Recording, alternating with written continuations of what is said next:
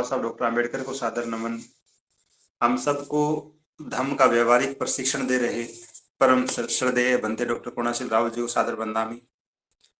और देश भर से जुड़े हुए आप सभी प्रबुद्ध साथियों को सादर नमो बुद्धाय। जैसा कि आप सब ने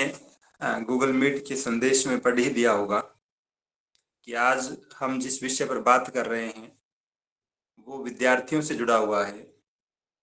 पिछले काफी समय से बहुत से प्रबुद्ध साथियों के सुझाव आ रहे थे, क्योंकि जब भी हम धम्म की चर्चा करते हैं या फिर गूगल मीट पर बात करते हैं तो सामान्यतः हम जैसे प्रौढ़ लोग जो हैं वो बैठे होते हैं, सुन रहे होते हैं। यद्यपि बच्चे भी जुड़ते हैं परिवार के, फिर भी बहुत से साथियों का ये सुझाव था कि जो विद्यार्थी है हमारे घरों में उनके बारे में भी थोड़ी चर्चा कर ली जाए, जो उनके लिए ज्यादा उपयोगी हो, ज्यादा सार्थक हो, ज्यादा महत्वपूर्ण हो। तो उन सभी प्रबुद्ध साथियों के सुझावों पर विचार करते हुए हम ये स्टूडेंट्स के लिए भी एक सीरीज शुरू कर रहे हैं। न केवल आज बल्कि आने वाले कई दिनों तक हम विद्यार्थियों से जुड़े हुए मुद्दों पर, उनकी समस्याओं पर, उनकी किस तरह से सामाजिक सक्रियता और सहभागिता हो सकती है, किस तरह से वे बेहतर नागरिक बन सकते हैं, इन तमाम विषयों पर चर्चाएं करते रहेंगे समय समय पर। और ये ठीक समय भी है क्योंकि अभी लगभग ग्रीष्म अवकाश शुरू होने को है विद्यालयों महाविद्यालयों में। तो बहुत से विद्यार्थी जो बोर्ड परीक्षाएं जिनकी खत्म हो चुकी या स्थानीय परीक्षाएं खत्म होने को है, वो भी ठीक ढंग से जुड़कर यदि गूगल मीट पर बोल रहे वक्ताओं की बात को ध्यान से सुनेंगे तो निश्चित रूप से उन्हें भी बहुत सी उपयोगी जानकारियां मिलेगी। आज जिस विषय पर हम बात कर रहे हैं वो स्वाभाविक रूप से बाबा साहब डॉक्टर आम्बेडकर का विद्यार्थियों के लिए क्या संदेश है, बाबा साहब डॉक्टर आम्बेडकर विद्यार्थियों से क्या उम्मीद करते थे, क्या अपेक्षाएं करते थे, इस विषय पर केंद्रित रहना है। बाबा साहब के विचार क्या थे विद्यार्थियों के बारे में, इस पे हम बात करेंगे थोड़ी देर बाद। लेकिन जब हम बाबा साहब डॉक्टर आम्बेडकर के जीवन को देखते हैं, उनके व्यक्तित्व को देखते हैं, तो ये बात सहजता से समझ आती है कि बाबा साहब उस विराट व्यक्तित्व का नाम है जो आजीवन विद्यार्थी बने रहते हैं, जो हमेशा न केवल किताबों से प्रेम करते हैं, किताबों में उलझे रहते हैं, उनके अध्ययन में व्यस्त रहते हैं, बल्कि अध्ययन के साथ साथ अपने लेखन को भी बनाए रखते हैं। जब हम उनके शुरुआती जीवन को देखते हैं, आप सब ने वो बाबा साहब की जीवन का एक अंश वेटिंग फॉर वीजा अगर पढ़ा हो तो उसमें बाबा साहब अपने जीवन के शुरुआती दिनों की बात करते हैं और हम देखते हैं कि किस तरह से एक अछूत बालक जिसका नाम भीमराव है, जिसे अपनी क्लासरूम में बाहर जुटते दूसरे विद्यार्थी जहाँ खोलते थे वहां बैठना पड़ता है, स्कूल में पानी पीने के अवसर उपलब्ध नहीं है, गांव में कोई बाल काटने वाला नहीं है, लेकिन इन तमाम अवरोधों से जूझते हुए, इन तमाम विसंगतियों और विरोधाभासों से जूझते हुए बाबा साहब चौथी क्लास पास करते हैं। एक बहुत बड़े जश्न का आयोजन किया जाता है ये सोचकर कि इस समाज में, इस समुदाय में पहली बार किसी लड़के ने चौथी क्लास उत्तीर्ण करी है। बाबा साहब डॉक्टर आम्बेडकर के फादर साहब रामजी सकपाल इस बात के लिए सहमत नहीं थे। उनको लगता था कि यदि चौथी क्लास पास करने पर भी हम इस तरह का आयोजन करेंगे तो लड़का बिगड़ जाएगा, घमंड से भर जाएगा। लेकिन फिर भी वो आयोजन होता है और उसके बाद जब वो दौर आता है बाबा साहब के जीवन में, जब उन्हें विदेश जाना है पढ़ने के लिए,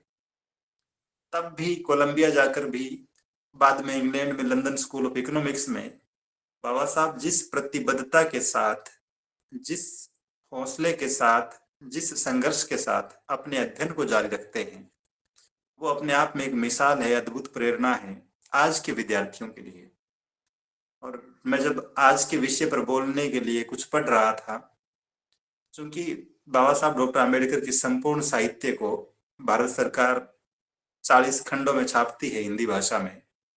और उन 40 खंडों में अलग अलग जगहों पर बहुत सारे भाषण बाबा साहब के हैं जो उन्होंने विद्यार्थियों को संबोधित करते हुए कहे हैं। तो आज मैं जो 38 खंड है, 38वां खंड बाबा साहब के साहित्य का, वॉल्यूम्स का, उस पे बात कर रहा हूँ, उसके कुछ भाषणों पर बात कर रहा हूँ कि बाबा साहब क्या उम्मीद करते विद्यार्थियों से, क्या चाहते हैं कि विद्यार्थी कैसे हो। एक महत्वपूर्ण बात, 10 सितंबर 1932 को बाबा साहब मुंबई की एक जनसभा में, चूंकि हर कार्यक्रम में विद्यार्थी भी बड़ी संख्या में मौजूद रहते थे, और आप पढ़ेंगे अगर बाबा साहब के तमाम साहित्य को, तो ये बात समझ में आएगी कि जहां कहीं भी कार्यक्रम आयोजित होते थे, जनसभाएं होती थी, सामान्यतः ऐसा होता था कि स्कूल या कॉलेज के विद्यार्थी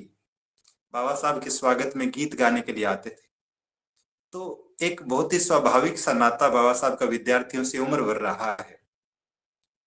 इसके साथ साथ जब भी किसी सभा में संबोधित करने का अवसर मिला और बाबा साहब जब इस बात को देखते थे कि सामने विद्यार्थी भी बैठे हुए हैं, तो वो हर कार्यक्रम में अपनी बात का कुछ हिस्सा उन विद्यार्थियों को प्रेरित करने के लिए जरूर कहते थे। तो 1932 के अपने उस भाषण में जो मुंबई में दिया गया, बाबा साहब दो तीन बड़ी महत्वपूर्ण बातें कहते हैं। एक, सामने बैठे हुए विद्यार्थियों को कहते हैं कि यदि आपके लिए कोई सबसे जरूरी काम है, सबसे महत्वपूर्ण, सर्वाधिक प्राथमिकता का काम है, तो वो शिक्षा प्राप्त करना है। इसके अतिरिक्त और कोई भी काम आपके हिस्से का नहीं है। और फिर बाबा साहब अपने खुद के जीवन की कुछ बातें, विद्यार्थी जीवन की कुछ बातें साझा करते हैं। कहते हैं कि जब मैं मुंबई में आया पढ़ने के लिए इंग्लिश मीडियम स्कूल में, तो मैं जिस कमरे में रहा उसका साइज 8x10 था, 8x10 का कमरा। और इतने छोटे कमरे में 5-7 लोग रहते थे। उसी कमरे में लकड़ियां पड़ी रहती थी एक तरफ, उसी कमरे में चूल्हा बना हुआ था, वो कमरा धुएं से भरा हुआ रहता था। और जो बाकी लोग साथ रहते थे उनमें कोई भी पढ़ने वाला नहीं था, कोई भी विद्यार्थी नहीं था। तो ऐसे विपरीत हालात में रहते हुए बाबा साहब अध्ययन कर रहे थे। आज जब हम देखते हैं, इस बात की तुलना करते हैं आज के समय से, तो समझ में आती है ये बात की परिस्थितियां बहुत अनुकूल हैं, पढ़ने वालों के लिए भी, पढ़ाने वालों के लिए भी, माता पिता के लिए भी। लेकिन तब जिन समस्याओं से जूझते हुए बाबा साहब पढ़ रहे थे, और उसके बाद भी कभी विचलित नहीं होते। तो एक महत्वपूर्ण बात जो बाबा साहब कहते हैं कि विद्यार्थियों का पहला प्राथमिक कर्तव्य है कि वो खुद का कल्याण करें। और खुद का कल्याण करने का मतलब ये है कि अपने आप को अध्ययन में, शिक्षा में बहुत उत्कृष्ट बनाएं, नियमित रूप से अध्ययन करते हुए। और वो बार बार इस बात को दोहराते हैं कि शिक्षा अर्जन के अतिरिक्त और कोई भी काम विद्यार्थियों का नहीं होना चाहिए। विद्यार्थी जीवन लौटकर दोबारा नहीं आएगा। तो यदि आप सच में कुछ बनना चाहते हैं, समाज के लिए कुछ करना चाहते हैं, तो अपनी सर्वोच्च प्राथमिकता अध्ययन को दीजिए। क्योंकि मैं खुद इस शिक्षा की मुहिम से जुड़ा हुआ हूं एक अध्यापक के रूप में पिछले कई वर्षों से। न केवल स्कूल के विद्यार्थियों को बल्कि कॉलेज के विद्यार्थियों को, प्रतियोगी परीक्षाओं की तैयारी करने वाले विद्यार्थियों को बहुत करीब से देख रहा हूं। और जिस तरह का भटकाव, जिस तरह का पढ़ाई से दूर होने का भाव इन सालों में विद्यार्थियों में देख रहे हैं। कहाँ तो हम स्कूल की दीवारों पर ये बात पढ़ते थे कि किताबों से बेहतर कोई सच्चा दोस्त नहीं हो सकता, लेकिन जब आज के दौर में हम देखते हैं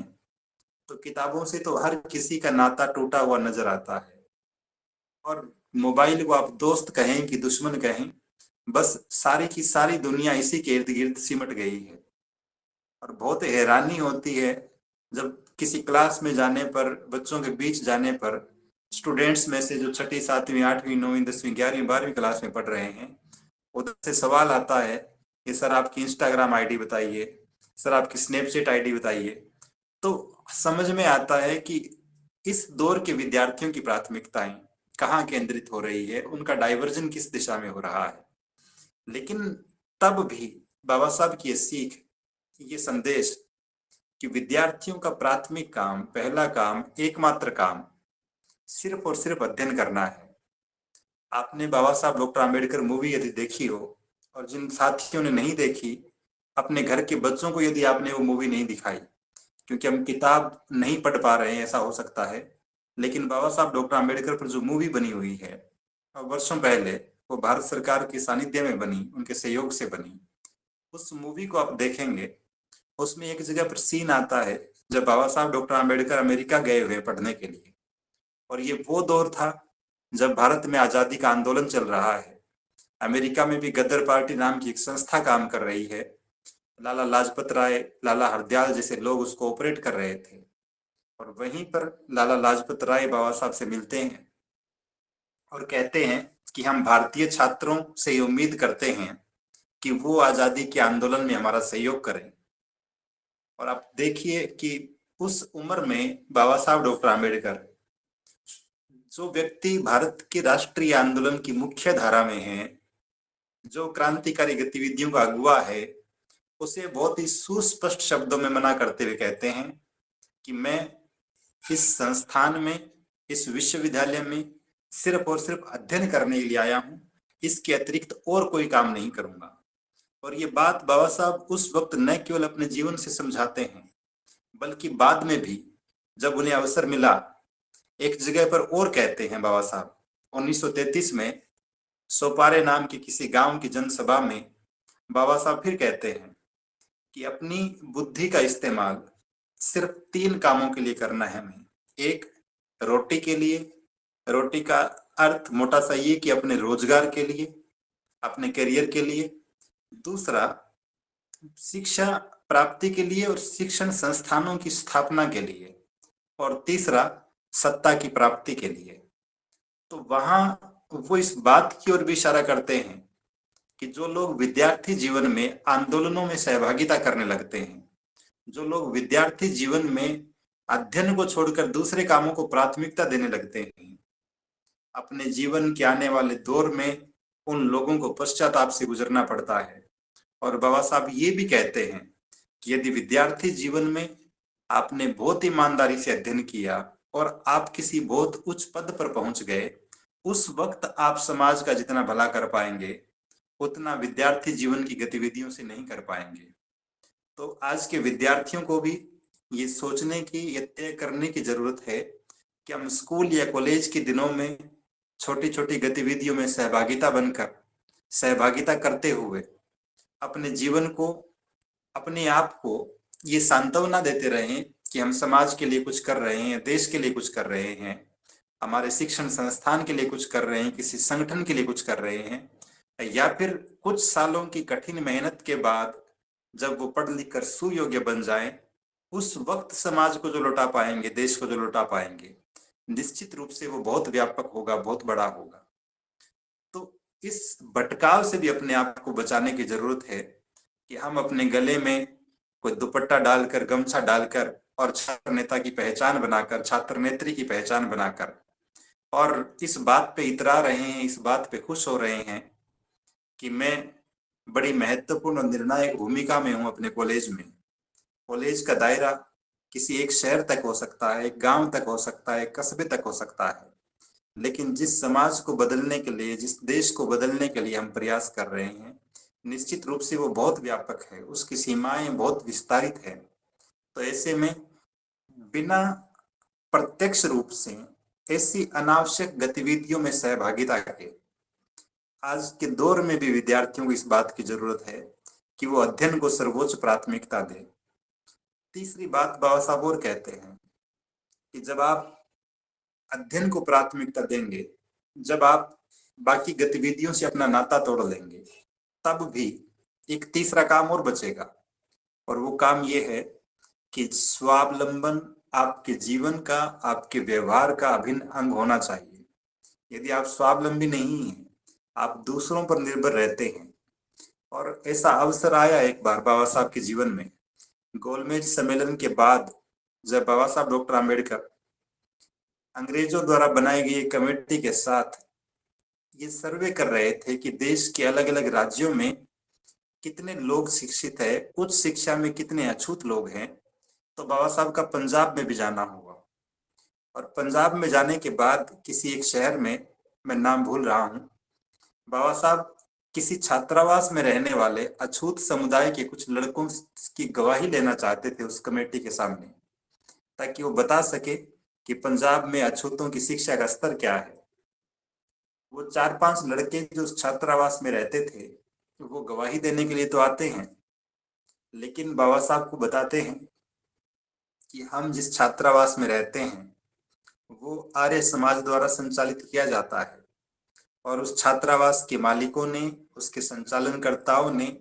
हमें बहुत ही स्पष्ट शब्दों में चेतावनी दी है कि जो बात हम आपको कह रहे हैं, आप उस कमेटी के सदस्यों के समक्ष वही बात दोहराएंगे, अपनी तरफ से कुछ भी नहीं जोड़ेंगे, कुछ भी नया नहीं बताएंगे। तो बाबा साहब कहते हैं कि जब हमारे बच्चे दूसरे लोगों के रहमो करम पर पढ़ रहे हैं, उनके द्वारा बनाए गए शिक्षण संस्थानों में पढ़ रहे हैं, उनके द्वारा दान दिए गए संस्थानों में पढ़ रहे हैं, तब इस बात की पूरी संभावना है कि वहाँ जो विचार परोसे जाएंगे, जो विचारधाराएं परोसी जाएगी, वो इस बात की पूरी संभावना है कि आपके ही खिलाफ हो। तो हमें इस बात के लिए भी सचेत रहने की जरूरत है। एक और जगह पर बाबा साहब कहते हैं कि इस शहर में लगभग 1 लाख अछूत लोग रहते हैं। यदि ये सब लोग मिलकर 1-1 रुपया भी दान करें तो हम एक बहुत अच्छा बोर्डिंग स्कूल यहाँ पे संचालित कर सकते हैं। तो उस दौर में 1 लाख रुपए भी निश्चित रूप से, जहाँ लोग 5 पैसे, 10 पैसे, 50 पैसे डोनेशन दे रहे थे, वो बहुत मूल्यवान रहा होगा। तो अपने शिक्षण संस्थान स्थापित करने की बात भी बाबा साहब न केवल विद्यार्थियों से, बल्कि उनके अभिभावकों से, समाज के दूसरे जागरूक लोगों से करते रहे निरंतर। एक और जगह पर 28 दिसंबर 1929 को धारवाड़ में बहिष्कृत परिषद की समिति की किसी कार्यक्रम की अध्यक्षता करते हुए बाबा साहब 2 और बड़ी उपयोगी बातें कहते हैं विद्यार्थियों के लिए। कहते हैं कि पहली बात ये, जब हम ये सोचते हैं कि पढ़ लिख कर तो हम बहुत कुछ कर लेंगे, समाज में बहुत सारे पढ़े लिखे लोग हैं, तो बाबा साहब कहते हैं कि शिक्षा पाकर योग्यता नहीं आती। आप यदि श्रद्धेय बंते रावल जी के किसी प्रशिक्षण कार्यक्रम में बैठे होंगे, तो श्रद्धेय बंते जी भी इस बात को बहुत स्पष्ट लहजे में रेखांकित करते हैं कि किसी आदमी का उच्च शिक्षित होना और उसका सुयोग्य होना, उसका उपयोगी होना, ये 2 अलग अलग बातें हैं। हो सकता है कोई व्यक्ति बहुत ज्यादा पढ़ लिख गया हो, बहुत बड़ा विद्वान बन गया हो, लेकिन तब भी उसकी योग्यता तब तक नहीं है जब तक वो समाज के लिए, देश के हित में कुछ रचनात्मक योगदान नहीं कर पा रहा है। और आदमी कितना ही विद्वान क्यों न हो, ये भी जरूरी नहीं है कि वो समाज के लिए उपयोगी होगा। कोई कितना ही कुशल, प्रशिक्षित, दक्ष क्यों ना हो किसी काम में, इस बात की गारंटी नहीं है कि वो समाज के लिए उपयोगी ही होगा। आप सबने यदि लगान फिल्म देखी हो आमिर खान की, उस फिल्म में वो एक बॉलर आता है जिसका नाम है कचरा, भारत की टीम में खेलता है। वो उस दौर की उच्च जातीय हिंदुओं की टीम में इंग्लैंड के खिलाफ मैच खेलता है। वो पात्र जो, उस फिल्म का पात्र जो है, वो वास्तव में भारतीय क्रिकेट टीम में, ब्रिटिश कालीन भारतीय क्रिकेट टीम में एक अछूत बॉलर रहा है जिसका नाम बालू पालवंकर था। और बाबा साहब डॉक्टर आम्बेडकर कई बार जनसभाओं में उसकी प्रतिभा के, उसके बॉलिंग की दक्षता की प्रशंसा किया करते थे कि ये अछूत समाज का सितारा है, इतना बेहतरीन बॉलर है। लेकिन वही व्यक्ति जिसकी बाबा साहब प्रशंसा करते थे, 1952 के चुनावों में उसे बाबा साहब डॉक्टर आम्बेडकर के सामने चुनाव में खड़ा कर दिया गया। तो समाज की प्रतिभाएं यदि इस बात को नहीं समझ पाती कि कौन व्यक्ति हमारा हितैषी है और कौन हमसे द्वेष रखने वाला है, कौन हमारे हितों पर कुठाराघात करने वाला है, तब भी हमारी प्रतिभा किसी काम की नहीं है। और ऐसे कितने ही उदाहरण आज भी हमें देखने को मिलते हैं, जब हमारा ही कोई समाज बंधु हमारे ही हितों के खिलाफ किसी विधायिका में कोई विधेयक पेश करने के लिए खड़ा हो जाता है। कितने ही केस ऐसे आते हैं, कितनी ही बार साथियों के फोन आते हैं जब कोई दलित आदिवासी अत्याचार की घटना होती है, और बहुत मशक्कत करने के बाद जब पता चलता है कि जो व्यक्ति इन्वेस्टिगेशन कर रहा था, जो जांच अधिकारी था, वो भी हमारे ही समुदाय का था और उसने हमारे ही समुदाय के खिलाफ काम किया। तो समझ में आती है ये बात जो बाबा साहब डॉक्टर आम्बेडकर दशकों पहले कह के गए कि कोई व्यक्ति उच्च शिक्षित हो या फिर बहुत बड़ा विद्वान भी हो जाए, लेकिन यदि वो समाज के लिए उपयोगी नहीं है तो फिर सम्मान का पात्र नहीं हो सकता। तो इस बात को बाबा साहब यूं भी कहते हैं कि जो बुद्धि होती है वो दो धारी तलवार होती है। ये सेंटेंस संभवतः बुद्ध और उनका धम्म ग्रंथ में भी लिखा है बाबा साहब ने कि बुद्धि दो धारी तलवार होती है। अगर कोई बहुत इंटेलिजेंट व्यक्ति अपने ज्ञान का इस्तेमाल विध्वंसक कामों में करने लगे, उदाहरण के लिए जिस व्यक्ति ने AK-47 का आविष्कार किया, जिस व्यक्ति ने किसी बम का मिसाइल का आविष्कार किया, जिस व्यक्ति ने पहली बार ये टेक्निक बनाई कि पल भर में लाखों लोगों को मारा जा सकता है, वो भी अपनी बुद्धि का इस्तेमाल कर रहा था। और दूसरी तरफ वो लोग जो अपनी बुद्धि का रचनात्मक इस्तेमाल करते हैं, वो वैज्ञानिक जो कोविड की वैक्सीन बनाने का काम कर रहे थे, वो वैज्ञानिक जो अलग अलग समय पर पैदा होने वाली बीमारियों के उपचार खोज रहे थे, तो आप देखेंगे कि हथियारों का निर्माण करने वाली बुद्धि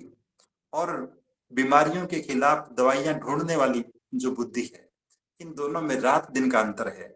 यद्यपि दोनों के दोनों हो सकता है बहुत प्रतिभाशाली हो, बहुत बुद्धिमान हो,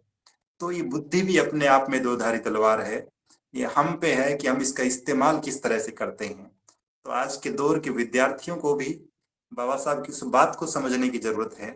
कि हम अगर प्रतिभाशाली हैं, हम यदि पढ़ाई में इंटेलिजेंट है, तो क्या हमारी प्रतिभा, हमारी बुद्धिमत्ता समाज के किसी काम आ रही है? और यदि नहीं आ रही है, उसके खिलाफ लग रही है, तो निश्चित रूप से एक बहुत गंभीर समस्या है। आप सबने वो प्रसंग सुना होगा, पढ़ा होगा, जब बाबा साहब डॉक्टर आम्बेडकर बड़ौदा के महाराज सयाजीराव गायकवाड़ से मिलते हैं और उस वक्त ये डिस्कशन चल रहा था कि भीमराव अंबेडकर नाम के एक अछूत विद्यार्थी को छात्रवृत्ति देकर अमेरिका भेजा जाए कि नहीं भेजा जाए। बड़ौदा के महाराज को लगता है कि एक बार मैं खुद इंटरव्यू लेकर देखता हूं, मिलकर देखता हूं कि सारे लोग जिस विद्यार्थी की प्रशंसा कर रहे हैं वो सच में पात्र है या नहीं। बड़ौदा के महाराज बाबा साहब से मिलते हैं और उनका सवाल था कि मैं आपको छात्रवृत्ति दे भी दूं तो आपके ज्ञान प्राप्ति का उद्देश्य क्या है? आप पढ़ लिख कर करना क्या चाहते हैं? अमेरिका जाकर अगर उच्च शिक्षित होकर आ भी गए तो फिर करेंगे क्या? और बाबा साहब बहुत सुस्पष्ट शब्दों में जो उत्तर देते हैं, आज हम सोच भी नहीं सकते कि कोई व्यक्ति, कोई विद्यार्थी उस दौर में इस स्तर की बात कर सकता है। बाबा साहब कहते हैं कि मेरे ज्ञान प्राप्ति का उद्देश्य है समाज में व्याप्त गुलामी की जंजीरों को काटना, इन अंधविश्वासों, इन सामाजिक कुरीतियों, जातीय भेदभावों के खिलाफ काम करना। तो कितना स्पष्ट है उनका दृष्टिकोण अपनी शिक्षा प्राप्ति के उद्देश्य को लेकर। आज जब हम देखते हैं कि हमारी शिक्षा प्राप्ति का उद्देश्य क्या है, ज्यादा से ज्यादा जब हम विद्यार्थियों से ये सवाल करते हैं क्लासरूम में या फिर कैंपस के बाहर भी कि आप पढ़ लिख कर क्या बनना चाहते हैं, तो अगर किसी ने ठीक ठाक से घर में कोई गाइड करने वाला हो तो उसकी जुबान पर हो सकता है कि यूपीएससी का नाम आए, कोई कह दे कि मैं आईपीएस बनना चाहता हूँ, चाहती हूँ, या फिर कोई साइंस बैकग्राउंड के लोग ये कह दे कि मैं इंजीनियर या डॉक्टर बनना चाहती हूँ, बनना चाहता हूँ। और फिर ये जो आईएएस बनने की मुहिम है, ये जो सपना था स्कूल के दिनों का, कॉलेज में आते आते समझ में आता है कि ये बड़ा मुश्किल काम है। फिर हम थोड़ा और नीचे लेवल की चीज सोचने लगते हैं कि हम राज्य प्रशासनिक सेवाओं की बात कर लेते हैं और कॉलेज खत्म होते होते ये समझ में आता है कि ये भी सामर्थ्य से बाहर हैं। फिर हम बीएड या बीएसटीसी करके टीचर बनने की सोचने लगते हैं। फिर हम सोचते हैं कि हम पटवारी लग जाएं तो भला है, ग्राम सेवक, कांस्टेबल, कुछ भी लग जाएं, बस किसी न किसी प्रकार से सरकारी नौकरी मिल जाए। अभी राजस्थान में लगभग 54,000 चतुर्थ श्रेणी कर्मचारियों की वैकेंसी निकाली गई और पहली बार हुआ राजस्थान में ऐसा कि इतनी बड़ी संख्या में चपरासियों की भर्ती हो रही है। और आश्चर्य होगा आपको ये तथ्य जानकर कि लगभग 24.5 लाख लोगों ने आवेदन किए हैं,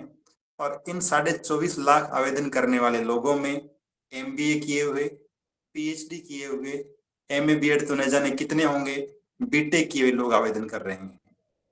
तो हमारा ज्ञान प्राप्ति का उद्देश्य, हमारा शिक्षा प्राप्ति का उद्देश्य कहाँ तक सिकुड़ गया है,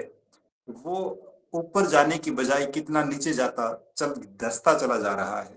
ये सहजता से समझ में आता है ऐसे आंकड़ों को देखकर। तो जो लोग बाबा साहब डॉक्टर आम्बेडकर को अपना आदर्श मानते हैं, जो लोग बाबा साहब डॉक्टर आम्बेडकर के विचारों में निष्ठा रखते हैं, कम से कम उनको और उनके घर के विद्यार्थियों को तो इस बात के लिए प्रतिबद्ध रहना चाहिए कि हम बाबा साहब डॉक्टर आम्बेडकर के जीवन से सदप्रेरणा लेते हुए, उनके विचारों का अनुसरण करते हुए, एक बात कि अध्ययन को सर्वोच्च प्राथमिकता देंगे। इसके अतिरिक्त दाएं बाएं जितनी भी प्रकार की गतिविधियां हैं, चाहे वो किसी संगठन में सहभागिता की है, चाहे छात्र राजनीति की है,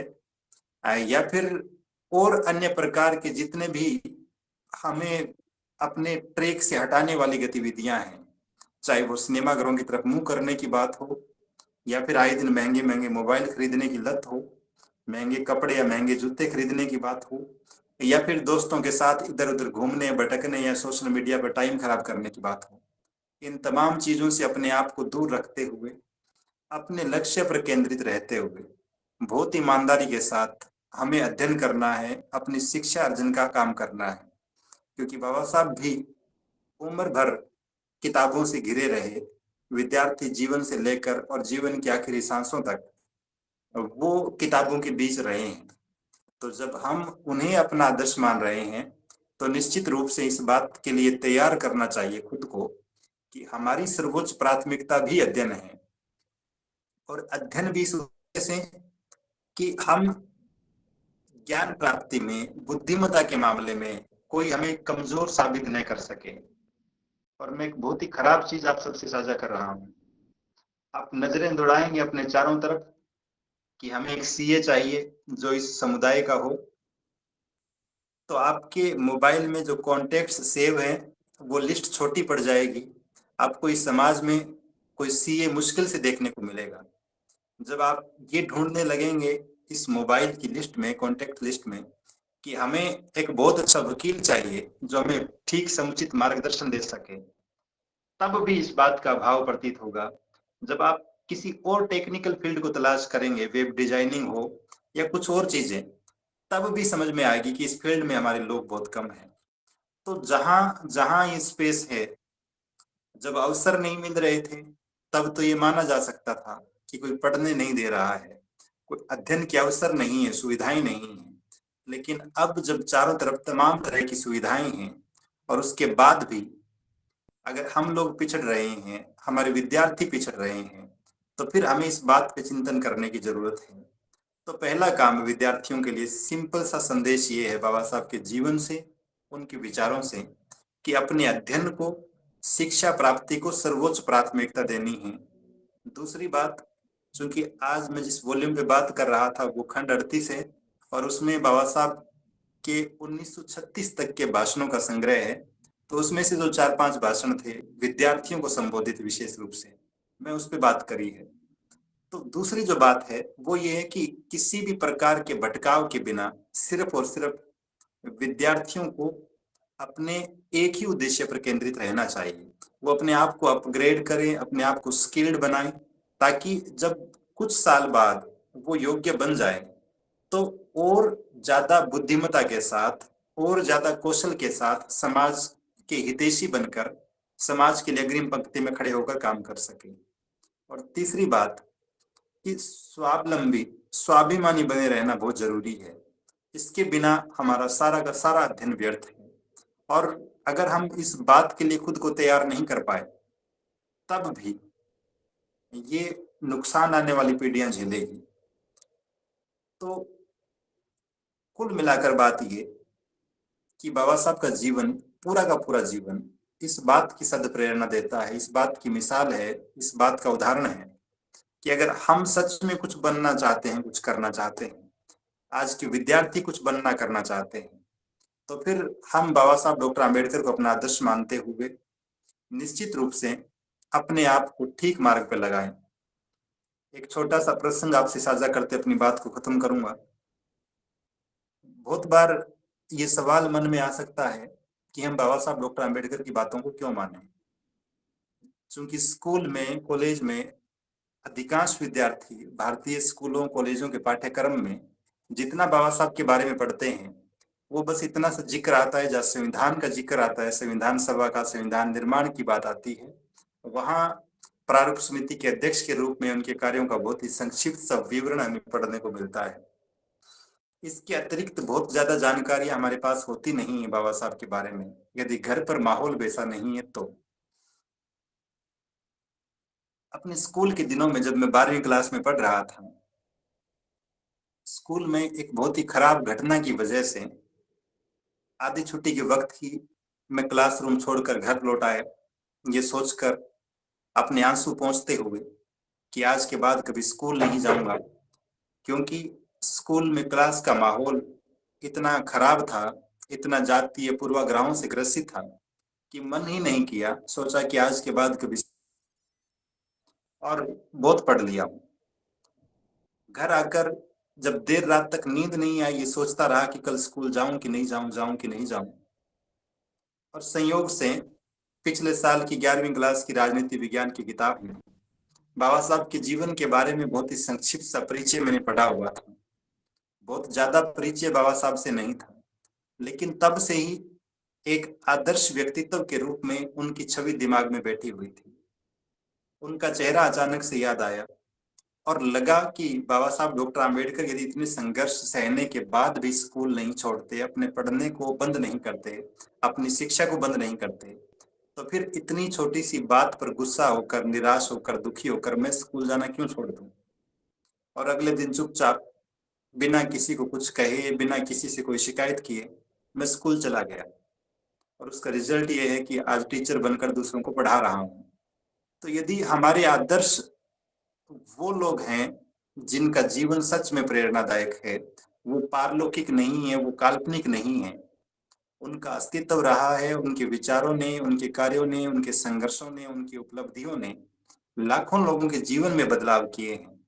तो निश्चित रूप से जब जब हमारा हौसला टूटता है वो हमें प्रेरित करने का काम करते हैं, हमारे भीतर उत्साह का संचार करते हैं।